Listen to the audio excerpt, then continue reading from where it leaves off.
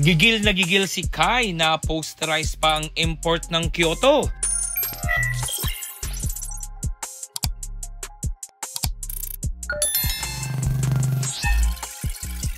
Game day, game 2 ng back-to-back schedule para sa Koshigaya Alpas kontra sa visiting team na Kyoto Hanaris na tinalo rin sila kahapon.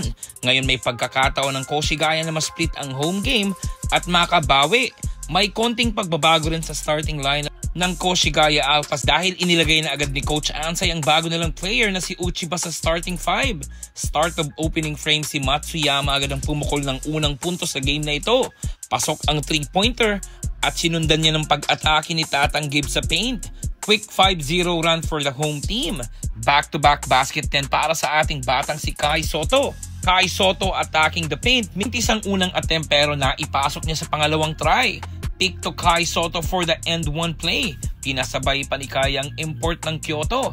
Quick 5 points din para sa bata natin.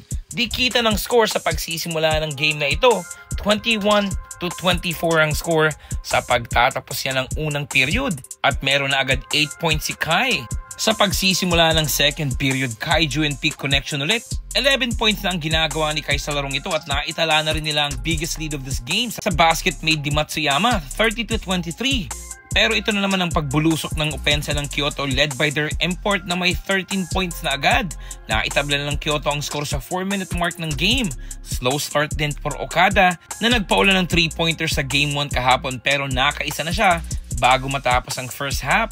Another basket for Kai for his 14th point of the game.